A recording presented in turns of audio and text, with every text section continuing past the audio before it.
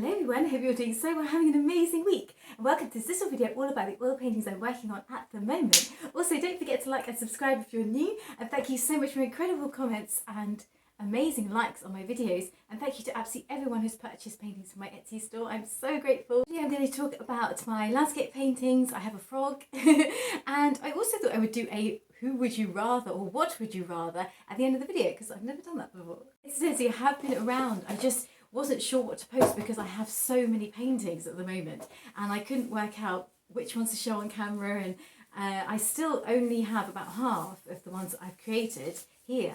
The rest of them are sitting elsewhere. So yeah, the first painting I'm going to show you is this cloudy sky with a moon, and I was really going off into a dream painting this. I must confess I don't really paint skies very often. I'm about to fall off my chair, sorry. I don't really paint skies very often, or clouds. I know they're really popular on YouTube, and I always think to myself I should really paint a sky or clouds because people really like to see them.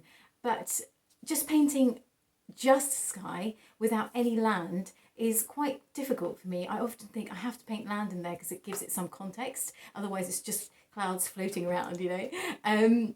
But I really enjoy painting this, and I used a combination of different paints. I actually also used some Winton, where I was kind of like, because I have this big box of Winton paints and they're just sitting there and they keep looking at me and I keep thinking, should I put them away or should I use them? And I really enjoyed using them. I confess, and Wallace Seymour. So I can't say this is an exclusively Winton painting because that would be a lie. I returned to using Galkyd. Mine has gone completely rancid, and this very often happens with Galkyd. If you don't use it regularly, which I don't, I just use it sometimes for my landscape paintings. I really do like it as a medium. It's just, it contains petroleum distillate, which is a little bit toxic. The concentration is quite low, so you do have to keep your windows open generally when using it, and so therefore I don't really like using it all the time because of that, because sometimes it's cold or sometimes you just don't feel it really feel like keeping the window open, you know.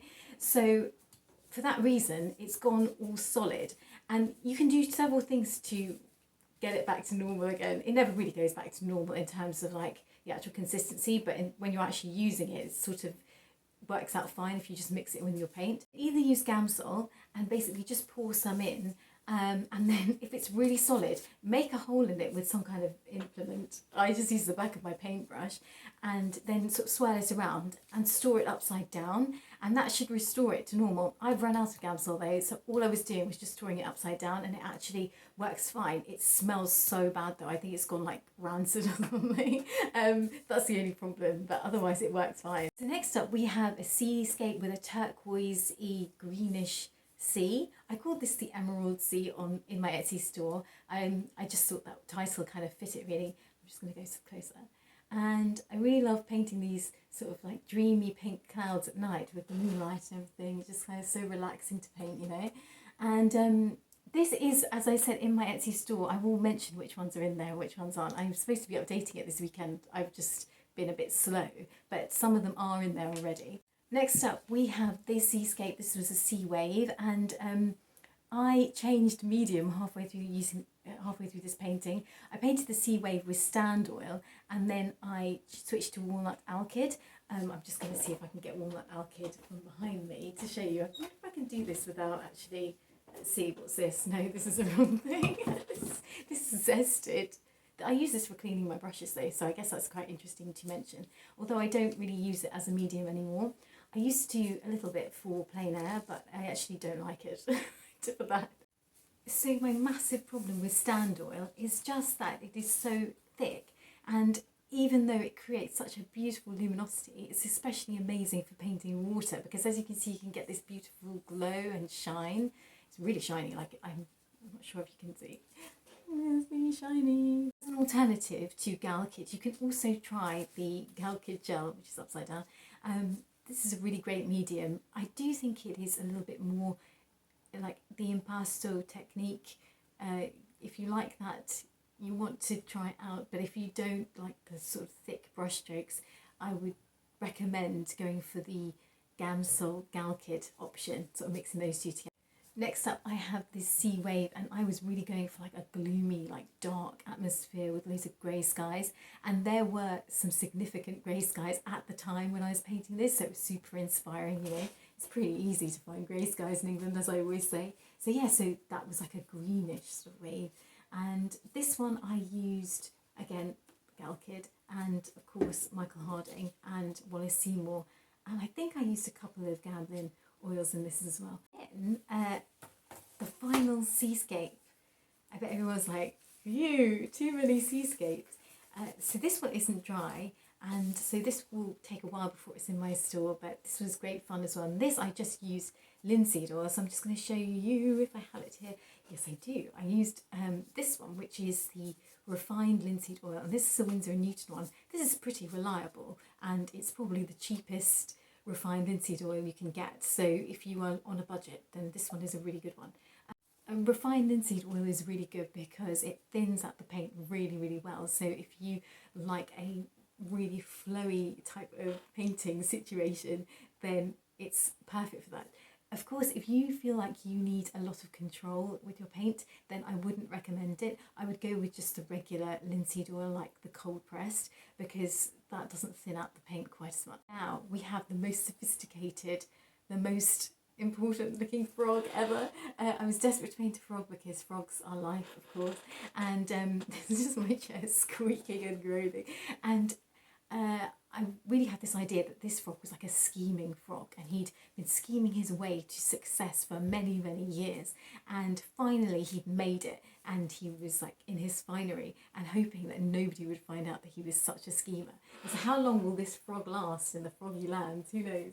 But yeah, I do hope you like it, and I actually used like all the paints that I've mentioned so far, as well as linseed oil, so I didn't use the Gal Kidd for this one, so it's taking a bit of a while to dry. In terms of drying times, and just quickly on this one, because I know it's not that interesting, but you can, this drying time medium, the fastest dryer, is the Gal Kidd. That's probably 24 hours to 2 days. But I've got to say though, that I have not had this experience with Gal Kidd sometimes. I mean, especially for my seascapes, I found that my paintings have taken even longer to dry, sometimes 3 days. So it's not a foolproof thing. I just want to make that point. Then I'd say the Gal Kidd gel is a bit longer, so you're looking at 2 to 4 days. And I really wouldn't rely on this one. I sometimes find that this dries faster than the Gal Kidd though. It's all very confusing, but they state that Gal Kidd gel is slightly longer drying. And then you would want to go with Liquin if you, again, want about 2 to 3 days drying. It's not an overnight one, unfortunately. I feel like this is a bit slower than the Gal Kidd. And then, in terms of like linseed oil, I mean, if you want a fast drying medium, that's not going to be it. But if you are somebody who likes to work wet and wet, then you know this is a great one, and it will be 5 to 7 days. So don't expect any like fast drying with that. Talk about movies, but there isn't time, so I thought I would do like a Who Would You Rather. So who would you rather meet, Beethoven or Chopin?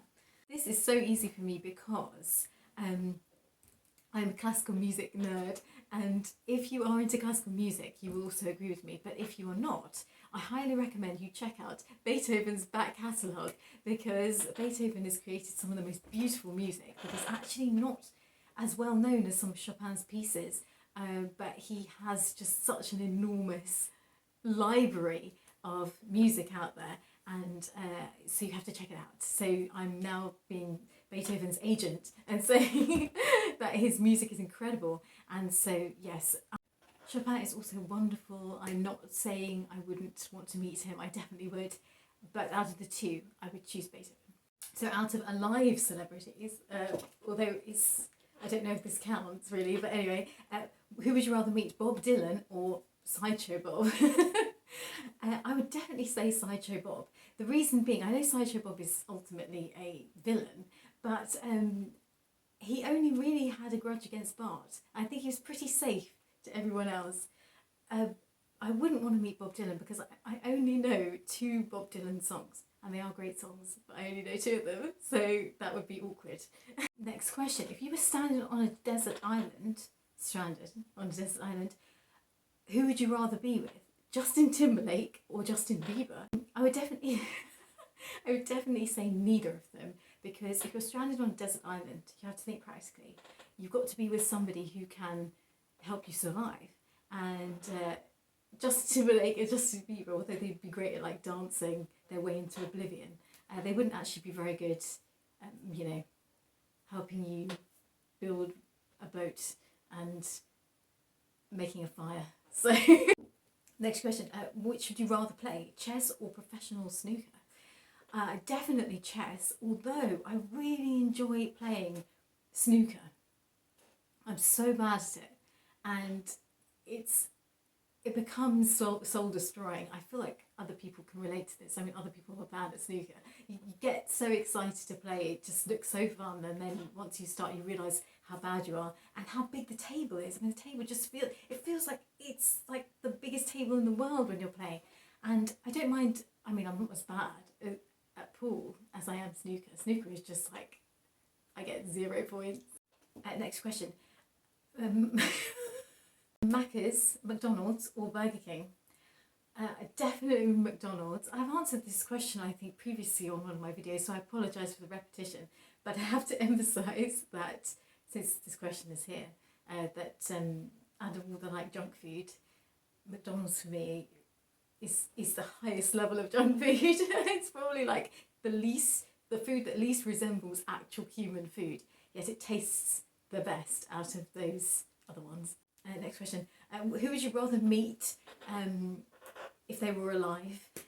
Humphrey Bogart or Dirk Bogarde? This is an easy one because I once actually saw a movie with Dirk Bogarde, although I didn't see it all the way through, but it was about Nazis and it was so disturbing.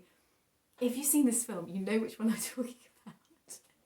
I don't recommend it. I actually stopped watching it halfway through and I skipped to the end because I found it quite offensive, and it's so disturbing, and I don't get offended by things generally, but it's really bad. So as much as I think he was a great actor, Dirk Bogarde is like, I don't like him because of that film, and Humphrey Bogart was great, so I choose him. That's it. I hope you like this video. So it's a bit random and ramble, and as usual, just nonsense really. But I do hope you liked it, and don't forget to like and subscribe, of course. And I will see you soon. Take care, guys.